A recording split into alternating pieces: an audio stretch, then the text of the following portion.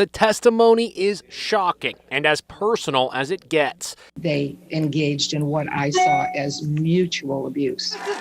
When Johnny Depp and Amber Heard were married, they went to this therapist to save their marriage. And now she's spilling the beans in this videotaped testimony played in court at Depp's $50 million defamation suit against ex-wife Amber Heard. He claims an op-ed she wrote in the Washington Post falsely painted him as an abusive husband. The therapist, Dr. Laurel Anderson, testified the couple had a toxic marriage. He had been well controlled, I think, for almost 20, 30 years. And then with Ms. Heard, he was triggered. She said Amber told her she was the target of her husband's verbal cruelty. Mr. Depp says to her, "No one likes you. You're getting fame from me. I'm falling out of love with you. You're a whore." Also giving testimony, Amber's former assistant, Kate James, who was fired by Amber.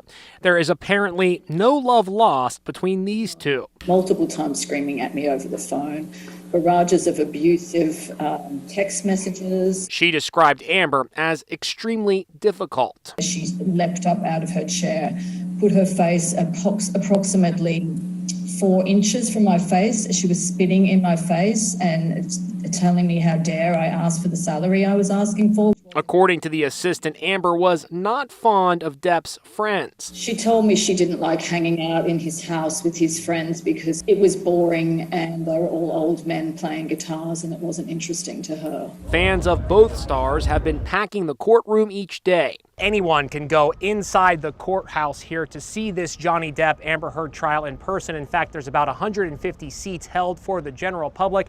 Many of those seats taken up by fans of both Amber Heard and Johnny Depp's legions of fans, better known as Depp heads. The trial is expected to last several more weeks.